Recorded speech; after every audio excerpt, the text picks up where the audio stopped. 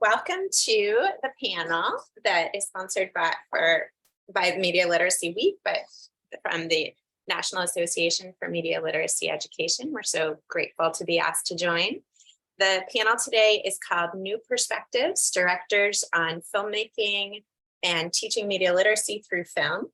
And we're excited to be here today to discuss two films, Fattitude, which is co-directed by Lindsey Averill, who's here with us, and Viridiana Lieberman, and is distributed by Women Make Movies, and also Beyond the Straight and Narrow, which is directed by Dr. Katherine Sender, who's here with us also, and is distributed by the Media Education Foundation.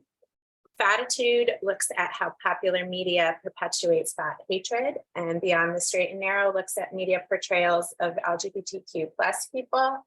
In short, they'll tell us more. We're lucky to have these two filmmakers with us to discuss more. So let's get right into introductions. First, Alex and I will introduce ourselves, and then we'll introduce Lindsey and Katherine to you. I am Kendra Hodgson. I'm the managing director at Women Make Movies, which is a nonprofit organization dedicated to amplifying the voices of women and female identifying filmmakers. And I was in a previous life an English teacher. I taught media literacy there.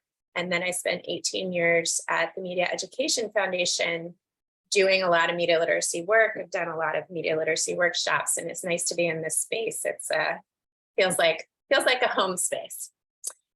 Alex. Thanks, Kendra. So my name is Alex Peterson, and I use she, her pronouns. And I'm very excited to be here today with these two talented filmmakers and Kendra, who I worked for a long time with. So just wanting to thank NAMLY again for organizing such a great week, and also to Kendra and her team at Women Make Movies for partnering together on this panel. So I am the Director of Marketing and Digital Strategy at the Media Education Foundation.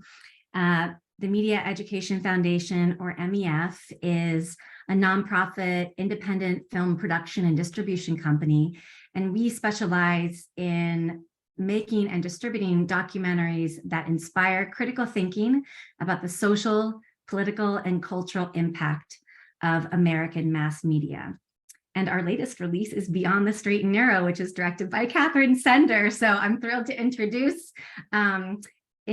I'll introduce you, Katherine. Dr. Katherine Sender is a professor of media and sexuality at Cornell University.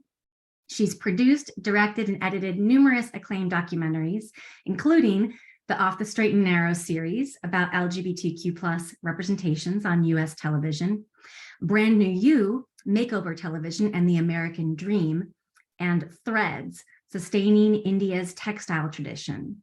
She's the author of numerous books and articles, including Business Not Politics, The Making of the Gay Market, and The Makeover, Reality Television and Reflexive Audiences. And she's now returning to her focus on LGBTQ media and marketing in her current book project, Queer Media Mobilities. So welcome, Katherine Sender. Great. And Lindsey, we're thrilled to have with us. Lindsey Averill is many things. She's a mom, she's a filmmaker, she's an academic, she's a writer, she's an activist, she's a novelist. She is a sake and sushi lover and a notorious trashy television watcher. Always good to be someone who consumes it to be able to critique it. She's an odd beauty secret keeper and an amazing dancer. So really the list is endless for Lindsey. She received her MFA in writing from Emerson College and her PhD in comparative studies from Florida Atlantic University.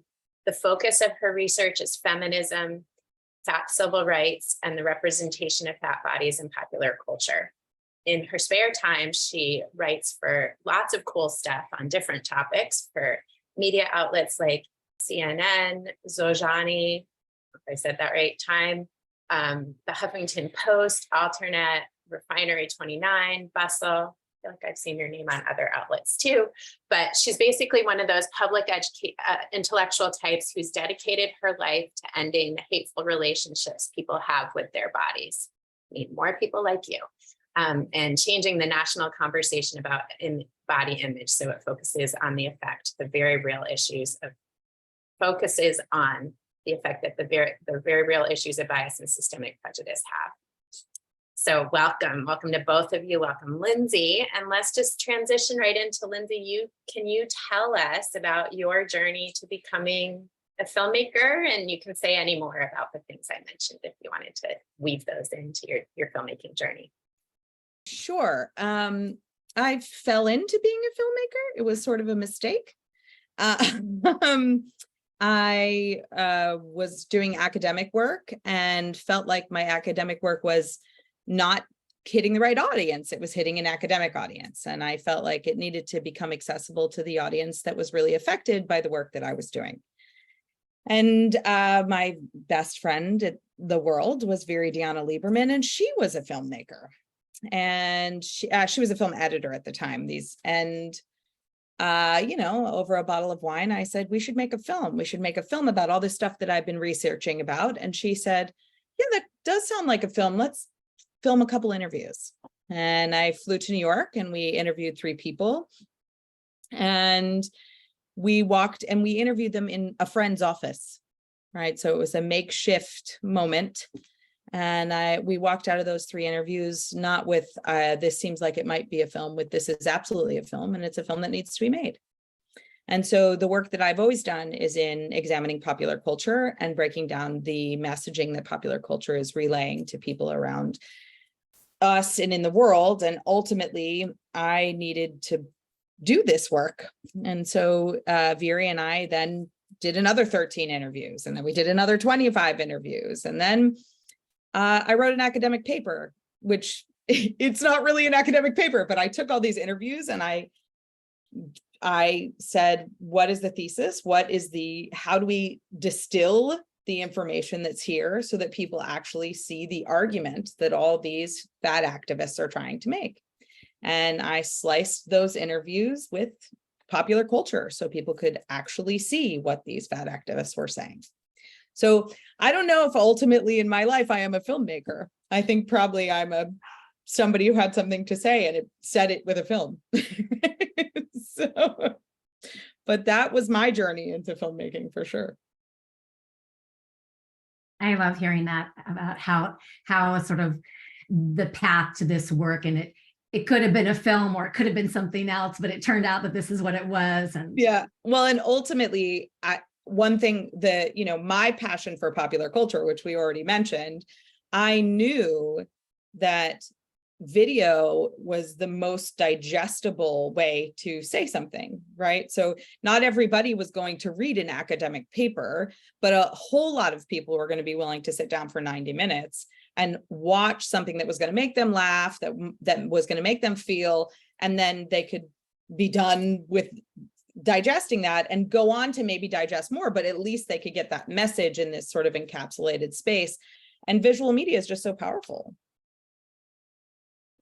Katherine, I feel like there's a lot of similarities and or at least some overlap in terms of some of Lindsey's story and some of your story too. So do you want to talk about how you became a filmmaker as well as the other hats you wear? Yeah, so yeah, totally, lots of overlaps. And I also just wondered if it's a kind of gendered thing that women fall into filmmaking and men think I'm going to be a filmmaker and an auteur. But so I similarly had a kind of an accidental arrival into filmmaking. I was at grad school and I was taking a class with Sut Jali, who's the executive director of the Media Education Foundation. And I was worried about my funding. And he said, well, I'm going on sabbatical and I promised to make a film about eating disorders, but I can't do it while I'm away. Will you make the film? And I said, well, yeah, but I don't know anything about filmmaking. He said, oh, don't worry, it's easy.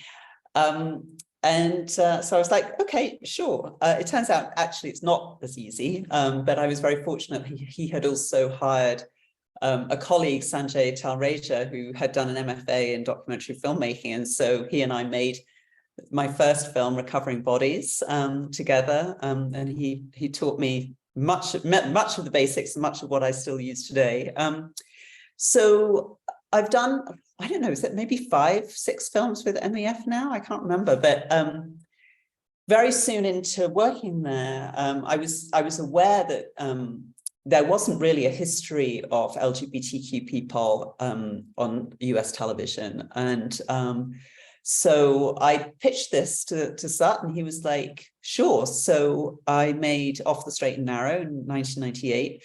And it's kind of amazing to me to think that there was enough material there to make a 1 hour documentary, but I managed it. And, you know, as I'm sure everyone's aware, things have changed so much in the last 25 years. And so I made a second film, Further Off the Straight and Narrow, in 2006, which really covered the rise of cable, and particularly premium cable, and also of reality television in broadening LGBTQ representations. And then this past summer, I just finished Beyond the Straight and Narrow, which looks really at the rise of streaming and original content on streaming, and really trying to make sense of how fundamentally that changed the environment of queer, trans, and non-binary representations. So I also, as you mentioned, Alex, I also do written scholarship. So I really enjoy kind of going back and forth between those. I think they each have particular kinds of rigor, which the practice of each kind of complements the other. So, but I totally agree with Lindsey that, you know, film can make arguments in ways that particularly undergraduate audiences are really much more open to hearing. And also when we're critiquing popular media, you know, writing about it is you're just describing something else. So with, you know, with documentary, you can say, like, here's a clip, you know, here is an argument, and you know, and then we show it, and you know, that's you know, it's a staple of the media literacy tradition. But I think it works very well in terms of getting arguments across, and people be like, oh yeah, I've seen that movie, or I've seen that television series. I've never thought of it that way. So I really enjoy that piece of it. Lovely. Thank you so much. It's, yeah, as Alex said, it's really fun to hear the journeys and the ways people arrive at how they do their work in the world. And both of you are doing such great work. So I like hearing. We're going to move to the next part of our conversation, which we really want to look at exploring media literacy through film. So both of you really queued that up because you were saying that it's a great medium for you. And we're going to start with a question for Lindsey. What you mentioned in your intro that you were noticing different patterns and different issues. So could you go in get a little bit more specific about what were the patterns and issues you were noticing in mainstream media and popular culture that were related to body size, fat bodies, discrimination, that made you and Viri really want to make the film, and then speak a little bit about how your film addresses those issues? Sure. So the issues well, my research when I first started was in representations of young adults and conversations around larger bodies. And the first thing that I noticed was that there weren't that many larger bodies, right? So, similar to the way that we've had discussions about race and discussions about sexuality, there was this sort of invisibility, right? And so that was one of the first things we looked at was, are there representations at all? And are these representations positive or negative? And most of it turned out to be just a plethora of negative representations, or representations that really focused on solving the problem of the fat body, right? Those were the spaces that were most discovered, right? And let's put problem in quotes, right? So but for sure there were a lot of fat monsters, a lot of fat sidekicks. Nobody was ever actually the love interest. Nobody was ever actually the hero, right? So it was a lot of sort of discovering that the fat body was never seen in a place where it was likable or capable of stealing the show, right? So that was our, and one of the things that we see in the film, Lindy West talks a little bit about how she mentioned Scooby-Doo and how the fat body is literally presented as a curse in what I can't think of her name right now, not Velma, the pretty redhead. I can't think of her name. Daphne.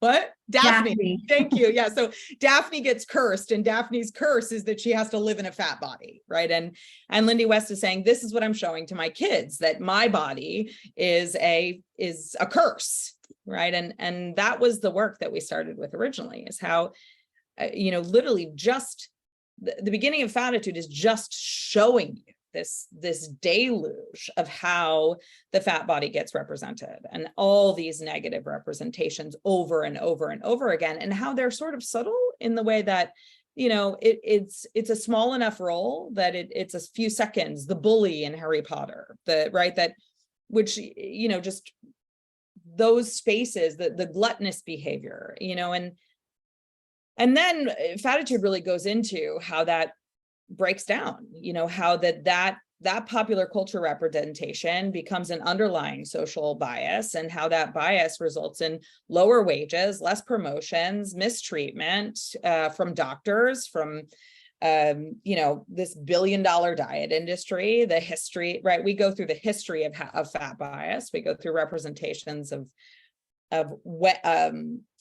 ancient representations to modern representations. And then we spend the last third of our movie thinking about it a little differently. How can we think about it differently? How can we make it better?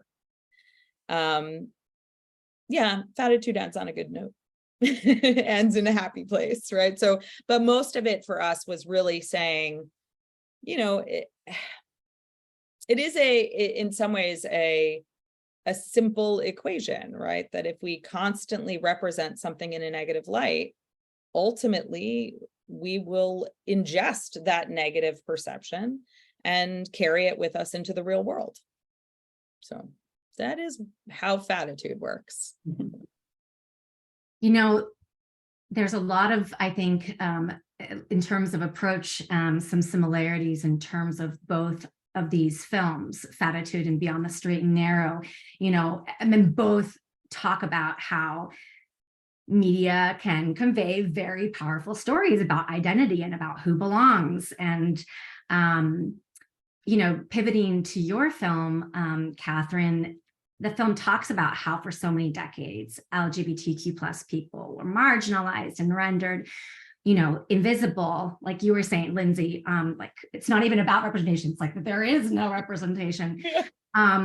But, now, and this is what Beyond the Straight and Narrow looks at, the film talks about how now we're seeing LGBTQ plus characters in hundreds of television shows. So I would like to kick you off with, can you talk about how television representations of LGBTQ plus people have become so common today? Yeah, so it's a very interesting story, because now it's like pretty much any new series has to have the gay character, or if there isn't the obvious gay character at the beginning, then somebody's going to end up coming out. And gay, queer, trans, though less so, I have to say, trans and non-binary. So I think, there tends to be an assumption that, progress happens, that things just get better, and that, brave showrunners and writers come along and they say, we're going to make a new type of representation of LGBTQ people. And I think that there are many people who are very behind the camera in the filmmaking and television world who are very committed to increased representations and more complex representations of LGBTQ people. But really, all of my films have been about trying to make sense of the industrial context in which this might be, the case. And so, with streaming, what we saw with Netflix and Amazon Prime, when they both started distributing their own original content, they really put queer and trans representations right at the forefront. So with Orange is the New Black, which was Netflix's second original show, those of you who've seen it will know that it represents an enormously more diverse range of queer and non-queer women. We have a openly transgender actor playing an openly transgender character. We have butch women, women along a range of kind of gender representations and identifications. And we also have a much more intersectional cast in playing these roles. And then with Amazon Prime, their very first series was Transparent, which was about a sort of late middle-aged transgender woman navigating coming out with her family and her colleagues, and making a transition into living life as a woman. And so what we can see is that the streaming services really wanted to make a big splash about having original content, and they did that by showing queer and trans people in sustained prominent roles. So, and then we can sort of look at, so how do, in the streaming wars, how do the different streamers and as well as legacy media compete for audiences' attention using LGBTQ representations as a sort of a mark of, cosmopolitanism or progressive approaches to people. So, so we have to balance out the sort of the cultural changes that have obviously been going on. I mean, with gay marriage becoming legal, or marriage equality becoming legal in 2015, and things to do with education rights and employment rights more recently. We've seen some cultural changes, including a backlash, as we're all aware. But so we have to balance cultural. I beg your pardon? Yeah, I live in Florida, so yeah. Yeah, so you're very well acquainted with that. So I think we have to balance out the cultural changes, audiences' expectations, but also the industrial context, which is really trying to kind of engage those cultural changes and those audience demands with what's basically fundamentally a profit-making industry.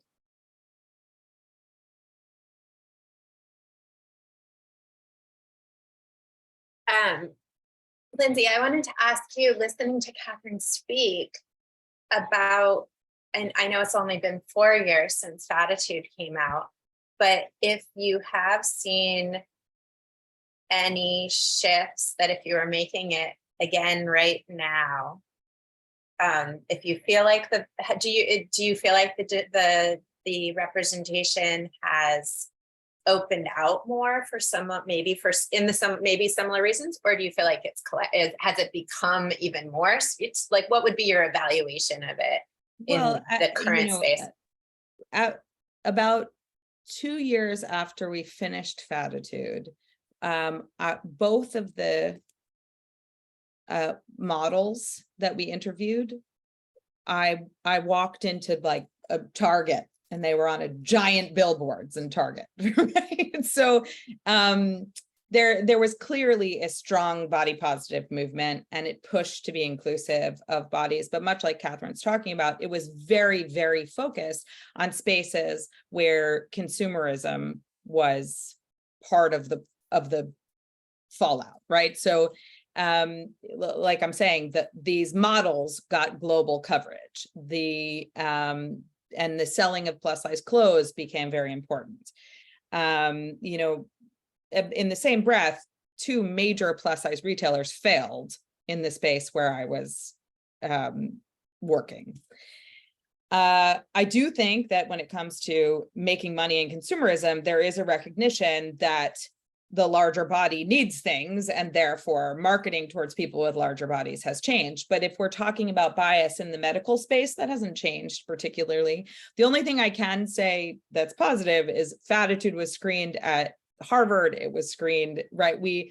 In the public health school, right? So the people who are educating people to have conversations about public health and to educate hospitals, they were interested in what we had to say. And they were interested in breaking down weight bias in the medical world. But we haven't broken down weight bias in the medical world. And there's a huge backlash right now when we talk about all these new weight loss drugs like Ozempic and Mounjaro, and how these, and these drugs, I'm sure, for certain people are lifesavers. They were dealing with diabetes, and you should always take care of your health, but it's a personal issue. It's not a mandate. And there's definitely dynamics here where we're seeing sort of a backlash of the billion-dollar industry that is the diet industry, and this sort of, life-saving phenomenon, again, in quotes, that is here for people, these surgeries, these medicines. At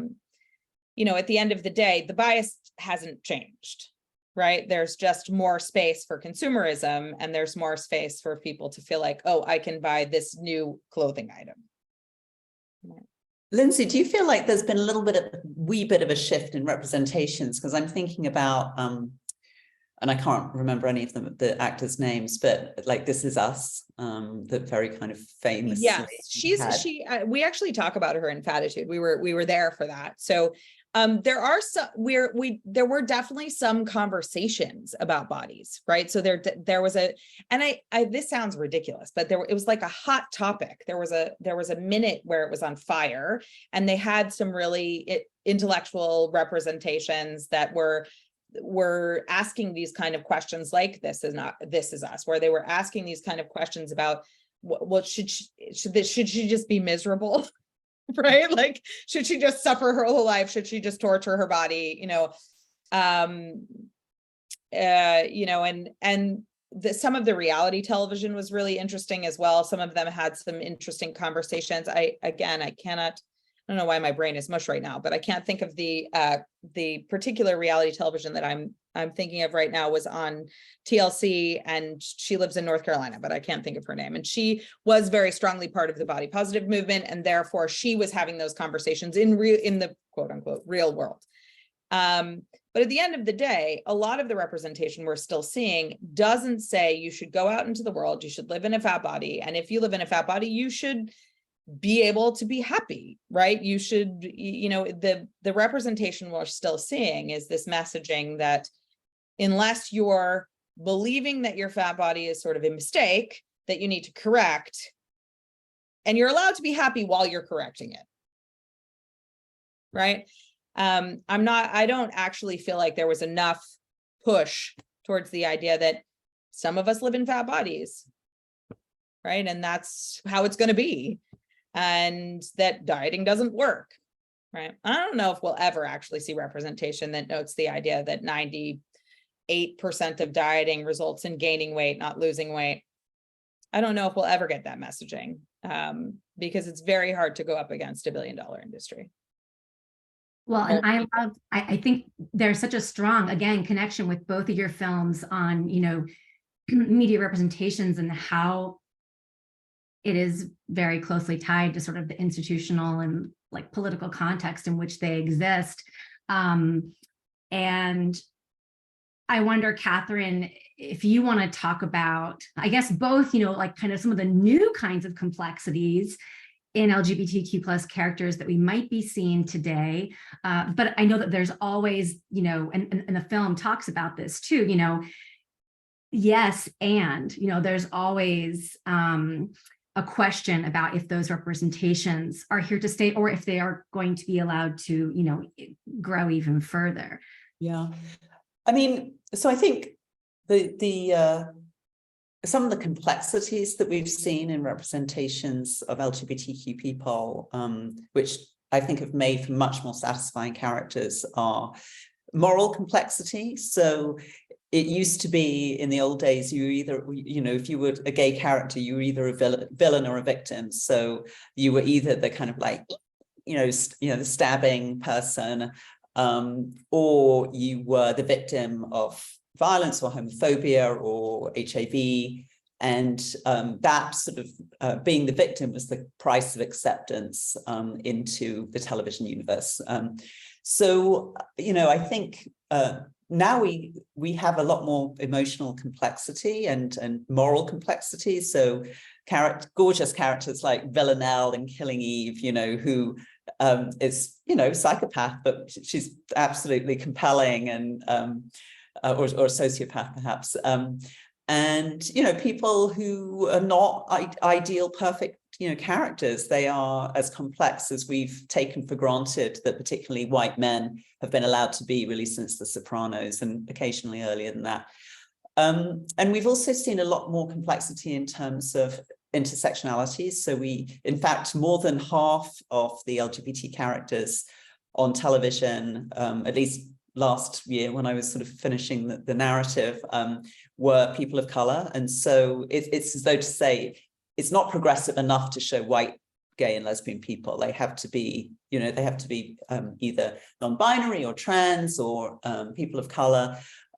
We've also seen some really interesting forays into both neurodiversity and or physical ability. And so some of the shows that we've seen, and I mean, there's still very few, but the fact that they exist at all is kind of a miracle, have shown people who are deaf, who use wheelchairs, who are on the autism spectrum. And so I think that that's actually really been another kind of interesting development.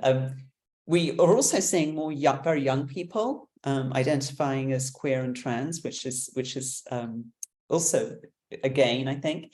But the real area where we're still not seeing representation, which we don't on television generally, is anybody who might possibly be over the age of like 55, as though when you're 55 we all fall off the cliff.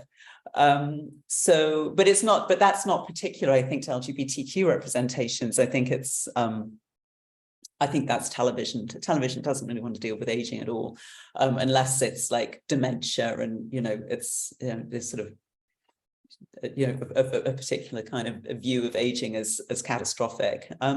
So I think those are some of the things that we've seen. I mean, making judgment about what we might be seeing in the future is a bit of being a hostage to fortune. I mean, I think culturally we're seeing a lot of pushback, obviously, against LGBTQ content in libraries and in schools and so on. Traditionally, Hollywood hasn't really been especially attentive to that, but they are attentive to markets. And so with the streaming wars, I think we're going to see a lot more move towards like the mass market, that it's not enough to have lots of little niche groups of subscribers, but they're going to have to still get big audiences. And so things like Harry Potter, the Harry Potter franchise, and the Lord of the Rings franchise, being these huge blockbusters, turn of streaming towards much more kind of blockbuster franchise material. And also, I mean, one of the things that has come up in the writers' strike is the fact that, and I didn't know this, that increasingly the streaming services are hiring people to generate show ideas, and then they get rid of the writers altogether. And so the showrunner is then just responsible for kind of proliferating scripts. And so I think if that continues, I'm not quite sure how that was resolved in the writers' strike, but if that continues, I think we're going to see much more simplistic characters, because there aren't queer and trans people in the writers' room. There aren't people on set who will be like, actually, no, that isn't how that scene would go. So, I think one way we can think, oh, progress is a wonderful thing and it's just going to get better and better. But actually, if you look at cycles of media production, there are processes of enormous creativity and expansion and innovation, and then it all consolidates again. And then, hopefully we get another one of those. So my fear is that we might be looking at a period of consolidation. I hope not. I like the expansion part, but I hear you, and I trust you having the pulse on it. Let's speak a little bit about how these films, your two films in particular, but films that are styled like this, that are critiquing different aspects of media culture, can be used in the classroom to have conversations about media literacy and to help help students start to articulate some of the concepts that you're speaking about and to see the patterns. Lindsey, can you talk about how documentary films, and specifically Fattitude, can be used in the classroom to teach media literacy, foster discussions about diversity and representation, and I think specifically the intersectionality piece that Katherine was referring to as well. So, Viri and I used to refer to Fattitude as weight bias 101, right? And so the basic gist of Fattitude is that it literally makes these concepts accessible to undergraduates, right? Or even high school students. We show in high school on some occasions as well. The only thing about high school is that there's some cursing in Fattitude, so sometimes that throws up a red flag. But in particular, what we do is by splicing together these media images right with the people who are talking about them, it creates this dynamic where students get what it means to analyze an image, analyze a scene.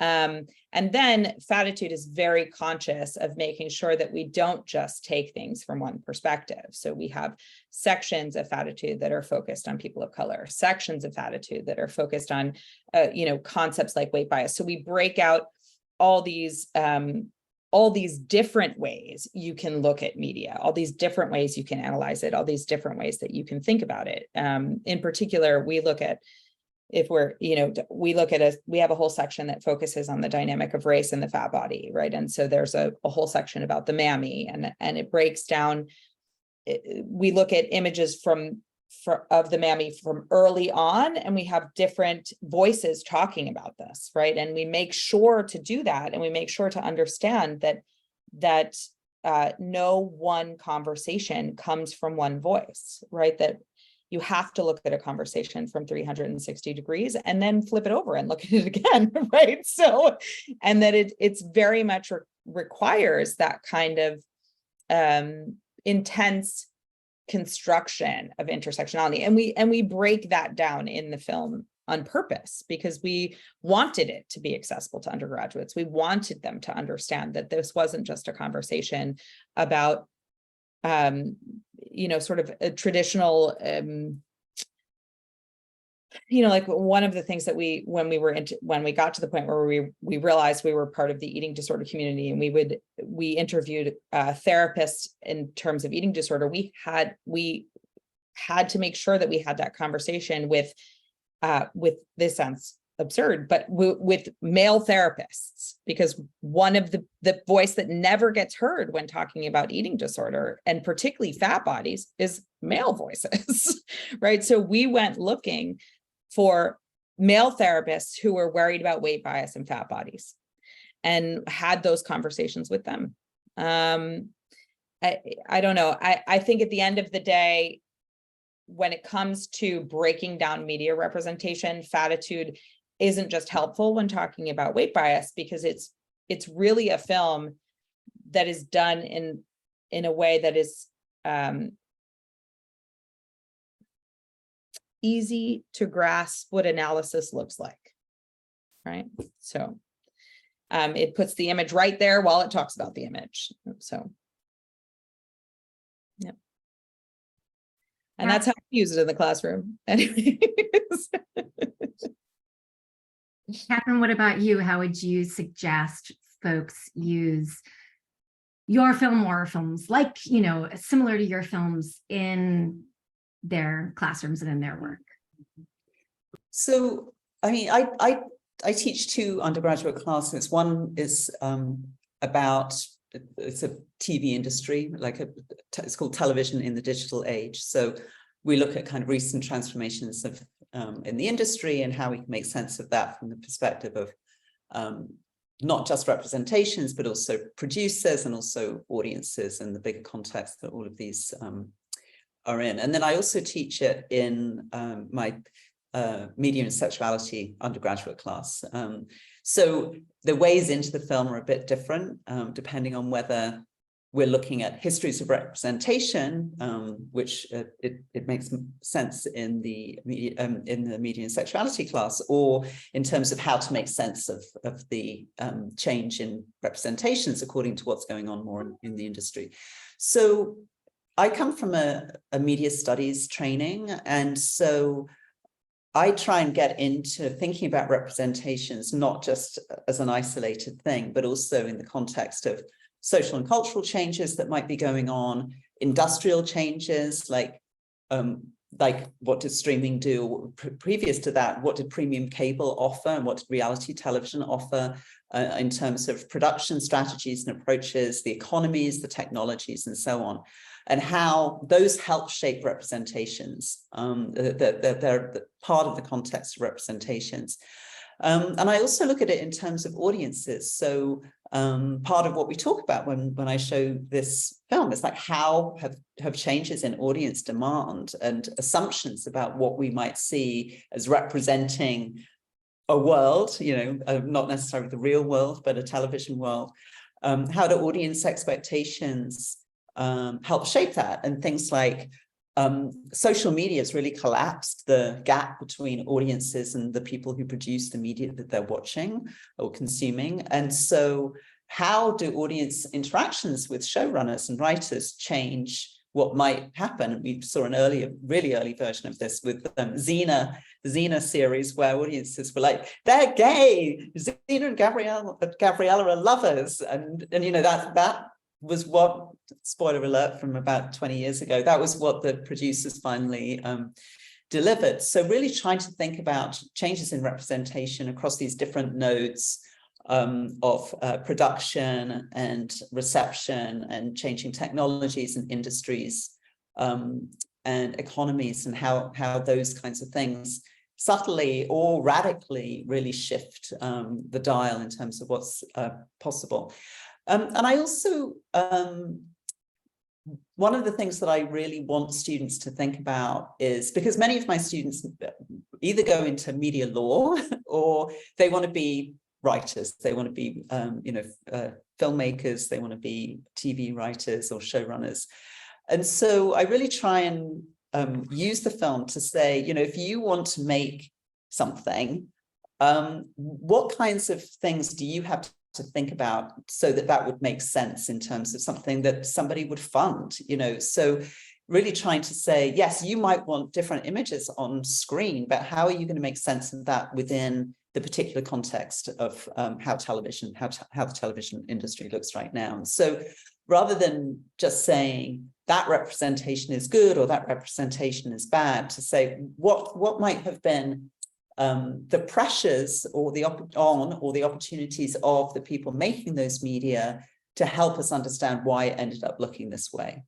And so that's sort of really part of the literacy process that I go through. It's not just critiquing images or valorizing some images, but thinking about what goes into making those particular images look the way they do. Thank you. Yeah, I think so. The thing you keep coming back to, and I know this from your work for a long time, that is just to situate the creation of images within the economy, the political economy, the social economy, the industry, and it's just it all influences the creation. So that to me is such an important media literacy question. We often use the term media education to get outside of representation, right? To make sure we're talking about that structure. If you're in attendance and you're an audience member and you have any questions, please make sure you put them in the chat, and we will make sure they get asked. Alex and I will keep asking questions in the meantime, but make sure your question gets put in there so that we don't miss it. Lindsey, I wanted to ask you about, you said the end of the film, you were addressing the fact that the end of the film really focuses on a lot of the creation of positive imagery. And can you talk about why you think it's important that not just to critique discriminatory images, but also to look at the creation of positive images, and how is how do you see that as a media literacy technique, and how could that also be brought into the classroom? I think you're on mute.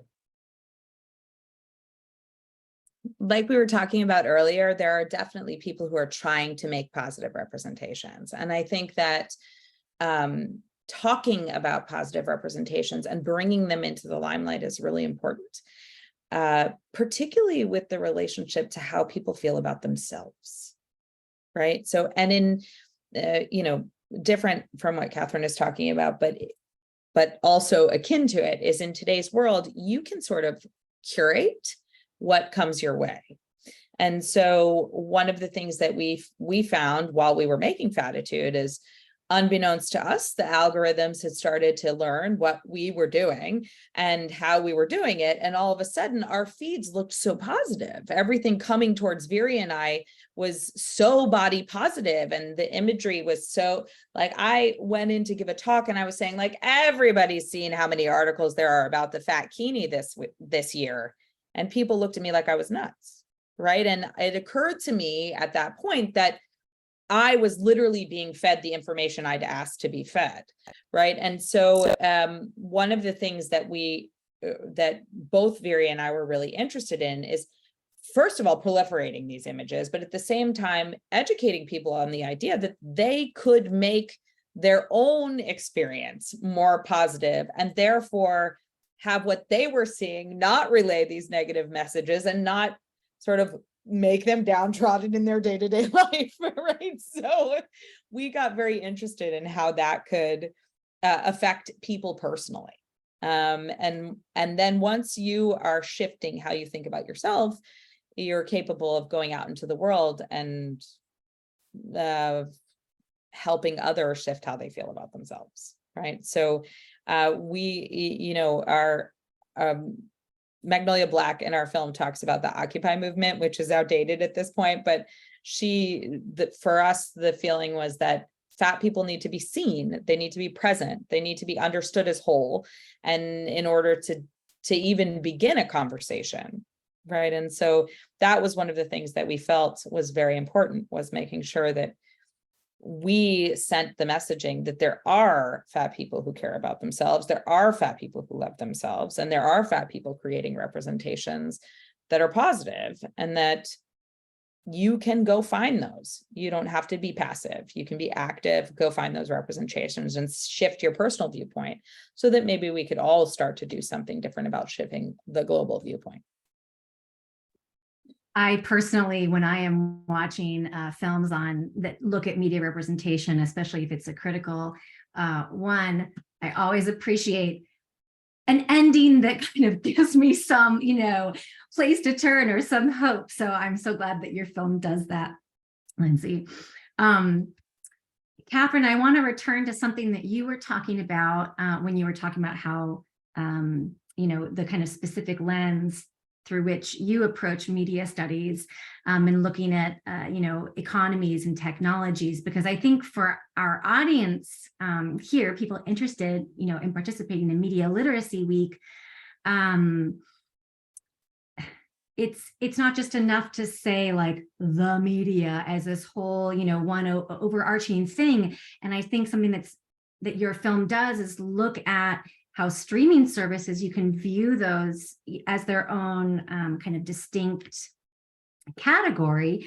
And you spoke a little bit about that. And I guess I'm curious, can you talk about how those streaming services approach, expanding internationally, and talk about some of the strategies that they employed to appeal to new markets as they were doing that? Because I think it's a really interesting piece for our audience here for Media Literacy Week. Mm-hmm. So sort of in parallels, well, slightly preceding the beginning of the original content movement through Netflix in 2013 and Prime in 2014, around 2010, Netflix started expanding internationally. And so the first places they went were fairly kind of low-hanging fruits. So they started with Canada and then moved into some of the other, into other English language speaking countries and to Latin America, which was, had its own kind of the history of transnational expansion. So Netflix was drawing on that. What's been really interesting to me is seeing the role of LGBTQ content in that international expansion. So with something like Queer Eye, which I'm looking very closely at the moment. So Queer Eye was based on an earlier show from the early 2000s called Queer Eye for the Straight Guy. That in its own way was internationally distributed, either as a kind of pre-made show that, the American version that just got shown in other, was licensed in other countries, but also something like 14 countries bought the rights to make their own version of the show.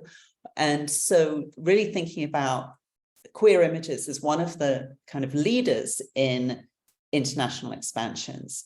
So we've seen some really actually very, very interesting and good international productions where Netflix has partnered with local production companies, and so which have a sort of complex queer and trans representation. So Elite, made in Spain, which I just heard is finally, they're finally kind of putting that out to grass after about 7 years. Money Heist, also another Spanish film. I just had the pleasure of watching a Tasmanian production called Deadlock, which, if anyone hasn't seen it, is just like some of the best queer television I've seen in a long time. So, so what I've been really trying to look at is the ways in which Netflix is using LGBTQ content in non-American markets, both expanding to sending US shows out, but also collaborating with local producers as a way of signaling kind of cosmopolitanism, and also offering local audiences content that they wouldn't necessarily be able to get locally. So we've seen various examples where local production companies have actually managed to make somewhat more progressive representations than the local media is able to do, because the local media tend to be much more regulated, whereas because Netflix is going sort of what they call over the top, so not just over the top of cable and broadcasting technologies and industries, but also over the top of regulatory national boundaries. That's been really quite interesting. I love those two reads on OTT, over the top. Well, we are nearing the end of our hour, so I wanted to go back to you, Lindsey and Katherine, and see what final thoughts you have, if there were things that we didn't get to that you want to make sure to say. And also, if you can maybe, if it's relevant, talk about any projects that you're working on right now that our audience members might be interested in hearing about. Well, I'm what's one of the things about, and I'm sure, Lindsey, you found this, like when you're making a film, there are certain arguments that are just too difficult to make in an audiovisual context, because it involves a buy-in from the reader that they're going to sustain quite a lot of boring information before you get to the point. So one of the things that I'm doing right now is making an argument that I really try to shoehorn into Beyond the Straight and Narrow, about how streaming has really changed both the temporal, like the time-based sort of organization of television, and also the space-based organization, partly the transnational stuff that we were just talking about, but also moving away from the big box, big television in the corner of the room, and how that changes consumption habits and knock-on effect of that onto queer and trans representation. So I'm, as you mentioned at the beginning, Alex, I'm working on this book, Queer Media Mobilities, really just thinking about how images, markets, social media, audiences are mobile across space and time, genre, channel, and so on, and how those mobilities become, how they make money, basically, for media industries.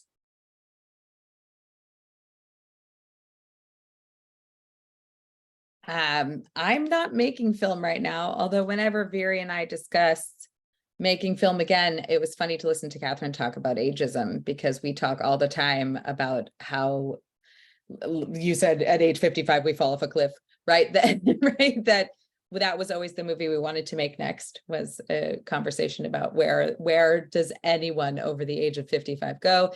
And obviously there are some representations, like 80 for Brady came out this year, but it's always comedic, right? It's not I don't know, there's not related to reality of the existence in any way. So we have had conversations about making that film, but these days I write romance novels most of the time. So that's where I'm at. But in terms of talking about Fattitude, I think that in general, I find Fattitude to be a really useful tool. It was an incredible project for me that changed my life personally and my relationship with myself personally. I learned so much from the men and women that I interviewed, and yeah, I feel blessed to having worked on that film. So.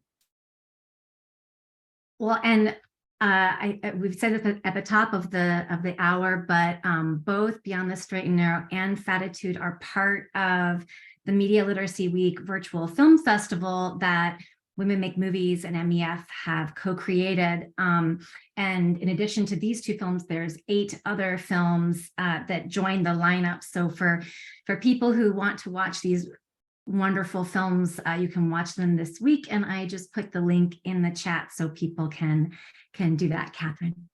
I just want to give a big shout out to the MEF and to Women Make Movies, because you know, the fact that there are these incredible nonprofits that are supporting independent filmmakers to get really important films, really brave films out, I just think is just amazing. And so I just really want to say thank you to both Alex and Kendra for all your work on all of the people that you work with, because you know, I hate distributing anything. Like, once I've finished, I just want to be like, here it is. You can take it or leave it. But all of the work that because my work is mostly with MEF, that that you do on my behalf to get stuff out, just makes all the difference. Hard ditto. And just to reciprocate that, we couldn't do the work we do without people making the brave work and the deep and analytical work that you both do, and other filmmakers. So it's so important, and agree with you that it's really important to have the collaboration. And thank you for your. I love you, man. No, I love you. No, I love you. Yes, I echo all of that and feel so grateful to have these kinds of conversations and work with you. It is now at the end of the hour, so I just wanted to say thank you to our audience for joining us, and thank you so much, Katherine Sender, for joining, and Lindsey Averill for joining, and Kendra, thank you, being co-moderator. And also I wanted to thank Carson McAfee and Kayla Myers and the rest of the team at NAMLY, who supported today's panel discussion as part of Media Literacy Week. It really was this week that encouraged us to put this together and have this conversation. So it was a wonderful catalyst for something that might not have happened otherwise. So lots of appreciation for NAMLY. So with that, thanks again for coming, and we all wish you a very informative and engaging rest of your Media Literacy Week. And thanks again for having this conversation. Thanks.